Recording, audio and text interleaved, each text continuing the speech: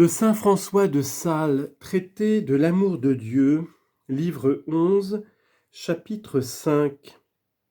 Comment l'amour sacré mêle sa dignité parmi les autres vertus en perfectionnant la leur particulière.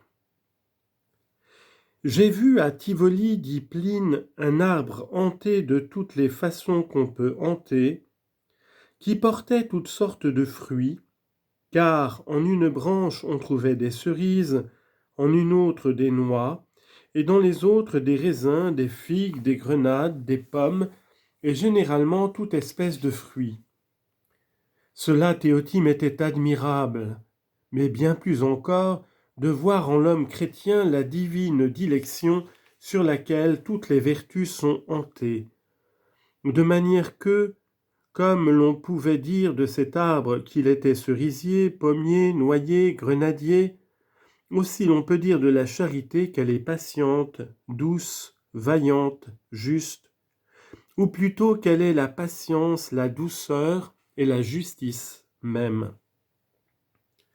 Mais le pauvre arbre de Tivoli ne dura guère, comme le même Pline témoigne, car cette variété de production tarit incontinent son humeur radicale et le dessécha, en sorte qu'il en mourut. Ou, au contraire, la dilection se renforce et revigore de faire force fruit en l'exercice de toutes les vertus.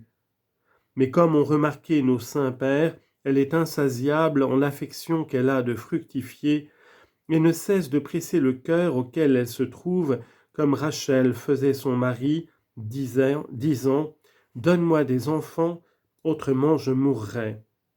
Genèse chapitre 30, verset 1. Or les fruits des arbres hantés sont toujours selon la greffe, car si la greffe est de pommier, il jettera des pommes, s'il est de cerisier, il jettera des cerises, en sorte néanmoins que toujours ces fruits-là tiennent du goût du tronc. Et de même, Théotime, nos actes prennent leur nom et leur espèce des vertus particulières desquelles ils sont issus. Mais ils tirent de la sacrée charité le goût de leur sainteté. Aussi la charité est la racine et source de toute sainteté en l'homme.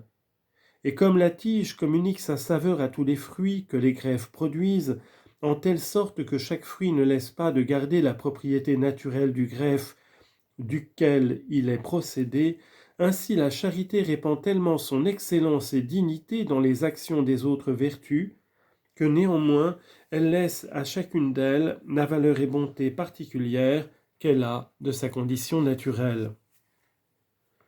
Toutes les fleurs perdent l'usage de leur lustre et de leur grâce parmi les ténèbres de la nuit, mais au matin le soleil rendant ces mêmes fleurs visibles et agréables n'égale pas toutefois leur beauté et leur grâce. Et sa clarté répandue également sur toutes les fait néanmoins inégalement claires et éclatantes, selon que plus ou moins elle se trouve susceptible des effets de sa splendeur.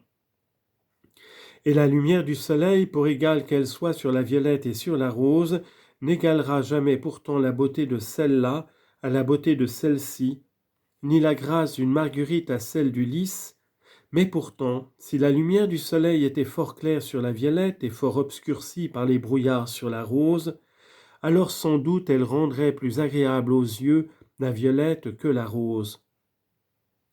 Ainsi, mon Théotime, si avec une égale charité l'un souffre la mort du martyr et l'autre la fin du jeûne, qui ne voit que le prix de ce jeûne ne sera pas pour cela égal à celui du martyr? Non, Théotime, car qui oserait dire que le martyr en soi-même ne soit pas plus excellent que le jeûne? Que s'il est plus excellent, la charité survenant ne lui ôtant pas l'excellence qu'il a, mais la perfectionnant, lui laissera par conséquence les avantages qu'il avait naturellement sur le jeûne.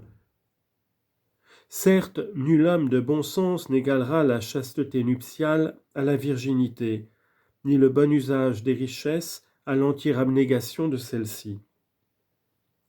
Et qui oserait aussi dire que la charité survenant à ces vertus leur ôta leurs propriétés et privilèges, puisqu'elle n'est pas une vertu détruisante et appauvrissante, mais bonifiante, vivifiante et enrichissante tout ce qu'elle trouve de bon parmi les âmes qu'elle gouverne?